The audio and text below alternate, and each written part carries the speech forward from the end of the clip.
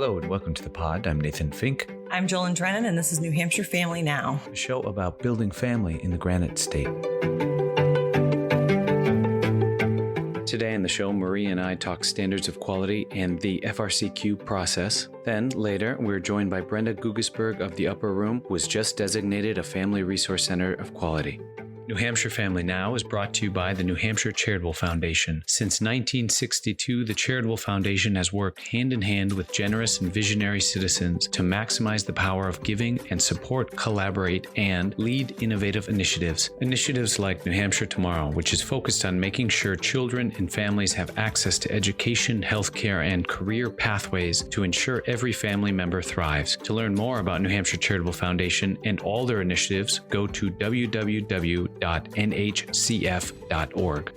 I'm pleased to welcome back to the show Maria Doyle, Family Support Programs Manager at New Hampshire Children's Trust. Maria, thank you for coming on. Really happy to be here again. Later in the pod, I talked to Brenda Guggisberg, Executive Director of the Upper Room, who was just designated Family Resource Center of Quality. And I thought it would be helpful to ask you, our resident expert on that process, standards of quality, FRC-Q, what are these things and how do we describe them in a way that people understand their significance? Sure. So New Hampshire is really blessed with a diversity of grassroots family resource centers, all very different, all very diverse, but yet having some unifying principles. And that's really always been New Hampshire's strength with regard to family resource centers. But one of the challenges that goes along with that strength is there isn't any unified funding for family resource centers. They all are out there trying to meet the needs of the community, and they do that with a combination of some completely private funded, some with some public contracts for certain services they provide. And with nobody really owning the term family resource center. So there might be a church that has a closed closet and they want to call that a family resource center. There might be a hospital whose library is called their family resource center. So about 2011, there had been an opportunity for some funding that was supposed to go to family resource centers that was in the state budget. And the question came up, well, who are these family resource centers that qualify for this funding? Basically, as sometimes happens with our state budget process, the funding went away, and the funding went away really before a process with integrity was established that identified family resource centers. So the question arose among family resource centers, other advocates like New Hampshire Children's Trust, certainly Family Support New Hampshire being the network of family resource centers in New Hampshire, of what would it be like to create a process of deciding that family resource centers met certain criteria that qualified for them for funding. And so at the same time, the National Family Support Network approached Family Support New Hampshire about becoming a member and introduced us to the standards of quality for family strengthening and support. They're standards that are based on two important frameworks that all family resource centers already have at their core, which are the Strengthening Families Protective Factors Framework and the Principles of Family Support. These two frameworks, Strengthening Families Framework tells us we want to work with families in a strength-based way, as all family resource centers do. Principles of Family Support are 9 principles that basically articulate working with families in equal partnership. So not like you go to the doctor's office and the doctor is the expert and you're the patient, but really families working to make the best world for their family and having professionals there who support them in doing that, really in equal partnership. So when we saw these standards, they were like the language, the roadmap, these are what all family resource centers have in common. And people found the standards incredibly affirming. So Family Support New Hampshire and its membership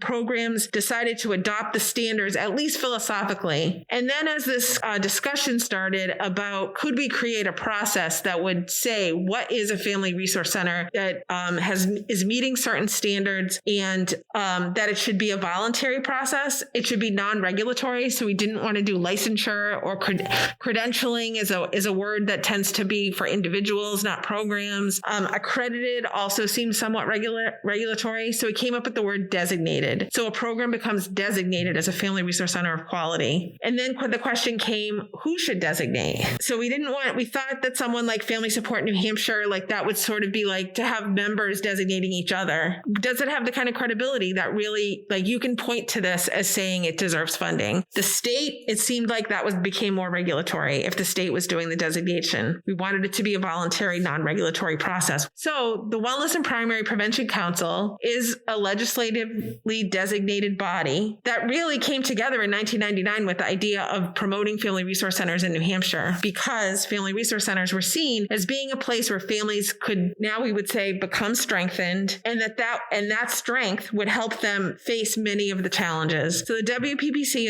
is a body of a few legislators, one House representative and one senator, and representatives from family resource centers regionally around the state, and the executive directors or designees of people working in different spheres of prevention. So whether it be corrections, domestic and sexual violence, New Hampshire Children's Trust is there as the child abuse prevention agency, substance abuse prevention is thought about there, good mental health is considered there. And this body, really the only body of people focused on primary prevention cross-sector that convenes in New Hampshire, seemed to be the perfect body to look at this question and be the authority to designate family resource centers of quality. Now, you have created a standard. A standard has been created where the FRCs can then be designated an FRC-Q, Family Resource Center of Quality, by a body that has been empowered to designate them. Yes, the law that established the Wellness and Primary Prevention Council was actually amended in 2015 to give them the responsibility to designate family resource centers of quality. In addition to the national standards of quality, the Wellness and Primary Prevention Council developed the New Hampshire operational standards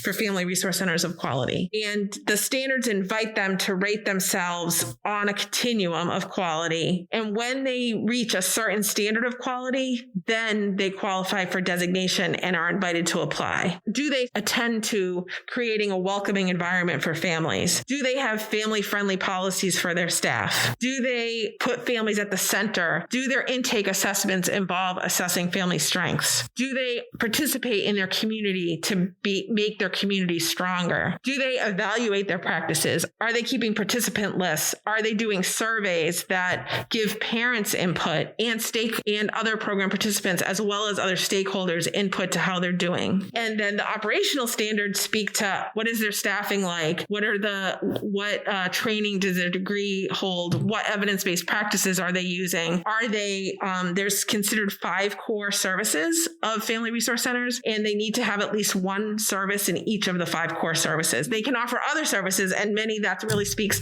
to the individualized nature of family resource centers, but they must provide at least one program in each of the 5 services. You seem incredibly passionate about it. I think family resource centers aren't very well understood. I think some people think that they're only for families experiencing challenges. I think that they've lacked the funding that they've needed. And to have this way that affirms their practice to say, these are not random acts of kindness you're doing. This is not a sign you stuck in the lawn and said, come play with us here. This is like based on evidence-informed or research-informed ways of what it takes to keep families strong. And you are doing it. You are doing it as well as, or maybe better than, people all over the country are doing it. And here is this unbiased assessment that helps you figure out how well you're doing it and what are the areas you can improve. And I just think that's really affirming for these people that are doing so much, sometimes with so little, and just deserve to be lifted up. And they deserve, I think family resource centers would benefit to be in every community in our state and across America. And I am passionate about it. I'm passionate about lifting these people up who are doing so much for just helping families be their best.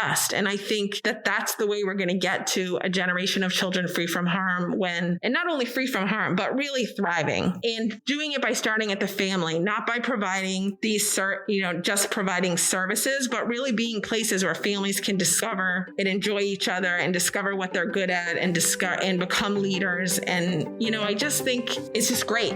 This has been a wonderful look at the process of Family Resource Center of Quality designation in the WPPC and the standards of quality that unify things across the board. Thank you so much, Maria. My pleasure. And when we come back, I'll be joined by Brenda Guggisberg, Executive Director of the Upper Room. Don't go anywhere. This podcast was brought to you by Nixon Peabody, who delivers exceptional legal services for clients in the community by combining high performance, an entrepreneurial spirit, deep engagement, and an unwavering commitment to a culture of collaboration, diversity, and humanity. Nixon Peabody works with universities, hospitals, and nonprofits of every size to maximize impact. For more information, visit nixonpeabody.com. Today's show was also brought to you by the Children's Hospital at Dartmouth-Hitchcock and the Child Advocacy and Protection Program, a multidisciplinary program with the Children's Hospital established to evaluate and provide integrative care to suspected victims of child maltreatment. Together, a team of physicians, advanced practice registered nurses, social workers, nurses, and child life specialists work to provide consultation and evaluations of children who are suspected victims of abuse, so to serve in the best interest of children and families at multiple levels of prevention. For more information about Children's Hospital at Dartmouth-Hitchcock and the Child Advocacy Protection Program, visit www.chadkids.org/child-advocacy. I'm happy to welcome Brenda Guggisberg, Executive Director at the Upper Room, a family resource center in Derry, New Hampshire. Brenda, thank you for joining me on the show. Thank you for having me. I'm glad to be here. First and foremost, I'd love for you to tell me a little bit about the history of the Upper Room, its programs, and all the things that you do. So the Upper Room is celebrating its 35th year this year. It is a small nonprofit family resource center here in southern New Hampshire. And its history began with our founders, Anna Willis and Claire Hamilton. They were school teachers and recognized the need that parents had in raising their children. They also had a combined recognition that young parents who were having children and had not completed high school were in need of services. And so they started out the organization running parenting classes and working with teen parents. I'm happy to report that both of those two programs continue to be at the foundation of what the Upper Room does. We believe very deeply in the roots of our organization. And so, so we've been here for a while in our current building, an old farmhouse, a rebuilt barn, which has turned into our teen center right here in Derry, New Hampshire, across the street from our local high school, which is great, Pinkerton Academy. It's cool to be on a street, and our mental health center is down the street, and we got Head Start around the corner. And, so a lot of our local agencies, their welfare departments and some of our medical folks and hospital and public health network, all of those are literally within like a mile stretch. So we're really in a nice location, which is awesome. That is great. It seems like you're kind of this hub that's kind of right in the center of all of the hustle and bustle. And in fact, last time I think I saw you, I accidentally walked through which you shouldn't do, a testing that was happening. Maybe GED. Can you tell me a little bit about that? Yeah. So we run a HiSET program, which is formerly the GED, and we partner with our high school to provide a 5-day-a-week program. We run 2 cycles right now. We're running 3 to help high school students who are looking for a different path to complete high school. So that has been a long-standing partnership, really formalized when the compulsory age changed in New Hampshire, and we became one of 4 centers across the state that was looked at to begin this kind of collaboration of services. And we have had a really nice relationship with our high school to continue on with that. We also see kids from other high schools who partner in from other local high schools.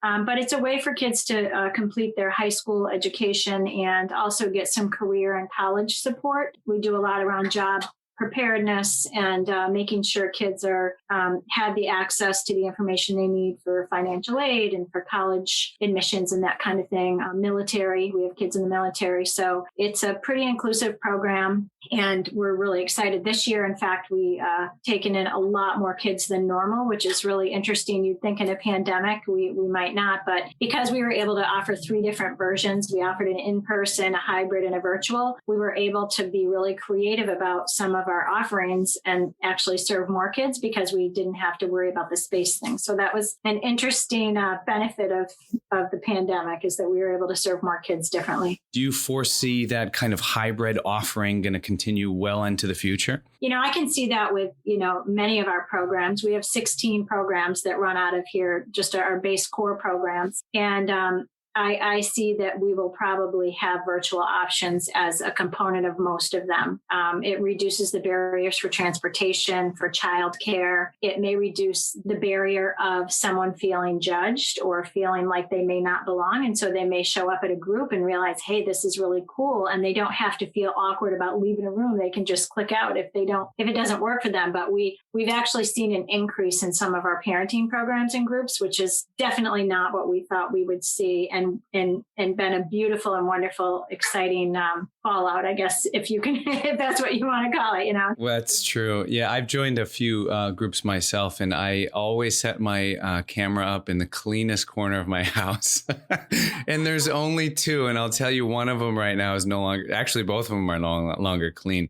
You had said that you are a relatively small staff. Tell me about the size of your organization. How large are you? Right. So we have 8 full-time staff, and we have 14 what we call part-time or adjunct staff. And then we have a couple of folks who substitute or provide clinical supervision for some of our clinical people. So we are a small, maybe not small. We have, 24 people on board, but we get a lot of work done with. So folks are, fairly well versed. We've got people from with a lot of different skills, mental health skills, education, marketing. We've got some folks who have IT development, that kind of thing. So it's nice to have the myriad of experiences that help make our day-to-day more pulsable, if that is even a word. But I really feel like the diversity of the people we have working here really creates a wonderful blend. Do you have a sense of how many families or individuals you're seeing annually? Yeah, so our number is around 15,000. It's a little over that. We see about, on average, around 4,000 people in person for services throughout the year. The other folks represent our resource and referral program, which is very understated, but very much used. So we have a lot of folks that call in and will need help on housing, or where to find support for their parent, or how to get an assessment for their child, or they're looking for counseling, or where to get their taxes done, so it could be a variety of things. We also are a resource to our local police departments, our school social workers, our welfare offices, and other agencies. We try to be a partner with a lot of other organizations so that we're all kind of carrying a piece of that weight. Yeah. That's what I've been learning as well, is that just the depth of how embedded family resource centers are in the community, and their, the collaborations that keep them connected to families, and just how deep those go. I also understand, and congratulations once again, I understand that you were designated a Family Resource Center of Quality by the Wellness and Primary Prevention Council. So what is the Resource Center of Quality designation entail? Well, it's a fairly in-depth process that we intentionally engaged in, and it put our staff, our clients, our board through kind of a rigorous assessment of how are we doing and what are we doing and why are we doing it. Looking at our policies, our practices, our procedures, how are we delivering services? How do we welcome people? What are we missing? And it was a really and how is our finance and how do people function? All of those functionalities of a nonprofit. And it really was a in-depth look at, from like another lens, not mine, but really from another lens, how are we doing? It's quite a process. I have to say it's humbling. It's eye-opening. It's definitely an educational experience. And so it was well worth it. I can't imagine approaching something that in depth. I mean, you asked me to get some blood work done. I'm like, no, thank you.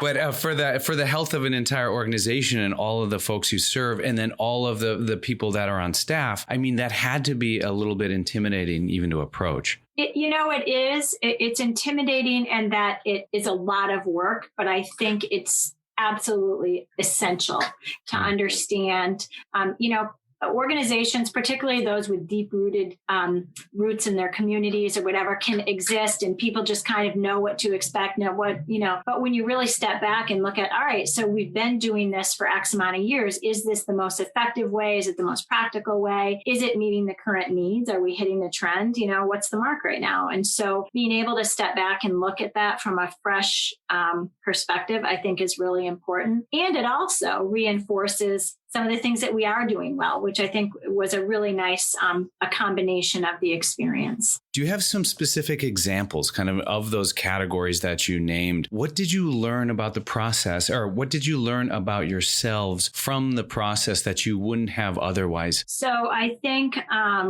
one of the first things that we learned was that we are understated, that we, as we were assessing ourselves as to where we fell, we didn't recognize how far we actually were in doing things okay or even well. And so going into it, I think we went in thinking, oh, we got all this stuff to do. So that was kind of eye-opening and actually refreshing. There's also some things we weren't doing awesome. There's some policies that definitely needed upgrading. I think when we interpret diversity and inclusion, there were some things that we needed to improve upon. In learning, I think the one thing we know we do, at least, and it was reinforced, is our welcoming. Like, we want all people to feel welcome.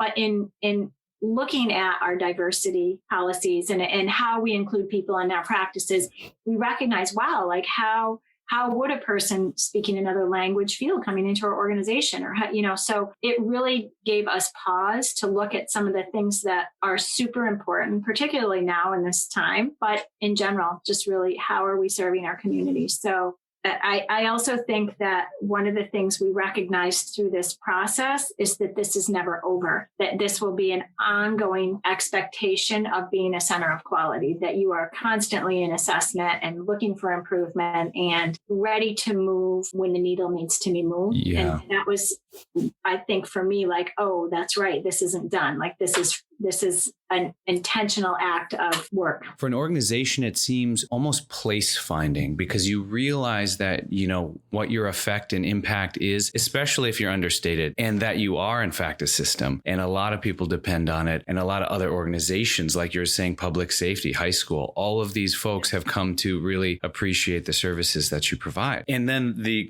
flip side of that is, what does that require of you going forward? And like you said, cultures change, people change, organizations change, communities change. Are you changing with it? Yeah, I agree. I think part of this process is really, it makes you look from the ground up. So when I hire somebody, how am I onboarding them and how am I preparing them to be in that change mindset and that being familiar with what the trends are, and how do we build as family resource centers succession and leadership so that as executive directors move out or on, that the new staff can continue that evolution of change. And so I think that's really important, that every single little piece, from the way you do finances to the way you're hiring people to how people are getting trained, is just looked at, and that we take the time to do that. And that's part of this process, is that this takes time. And sometimes we're like, I don't have time, right? I mean, particularly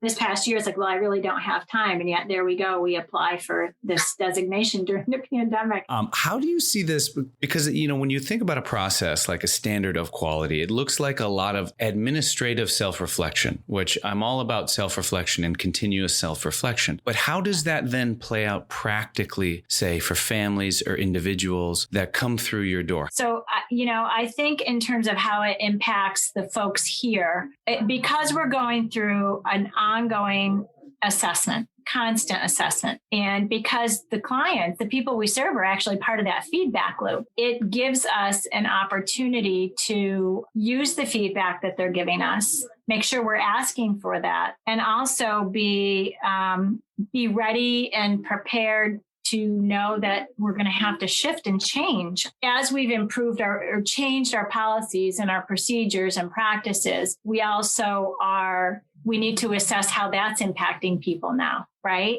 So I've made those changes. We've made those changes. And is that working? So 6 months from now, when we do our next set of assessments, or as we're doing ongoing assessments with families, so is this new working for you? Is this way of doing business working for you? And if it isn't, then we need to change it, not 6 months from now or 6 years from now, but what do we change now? So I look at this as it not waiting for a problem to occur, but making an opportunity for us to be gaining that feedback now Right. so that we can make the change before there's a problem. You are one of a few centers now that have been designated Family Resource Center of Quality. How does something like this affect the overall system of family support in New Hampshire?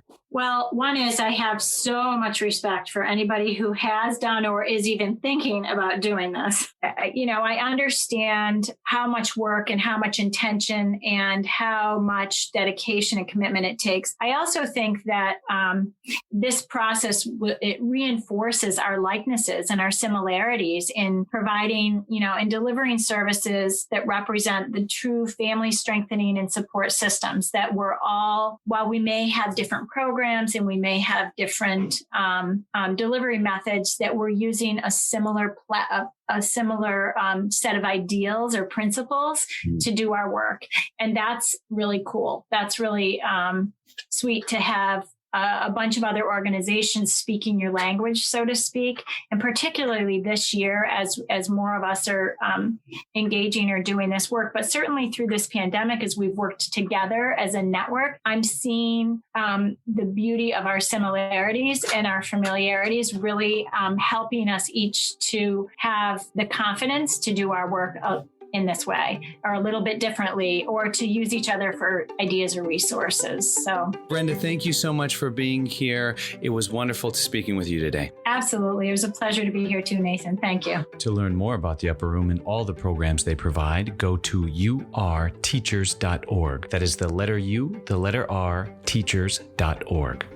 Many thanks to New Hampshire's Office of Social and Emotional Wellness for sponsoring this podcast. Started within New Hampshire's Department of Education, the Office of Social and Emotional Wellness consolidates policy development and implements projects and programs that are focused on health and wellness with an emphasis on behavioral health of all students, youth, and families. To learn more about the Department of Education and its many programs and approaches, visit www.education.nh.gov.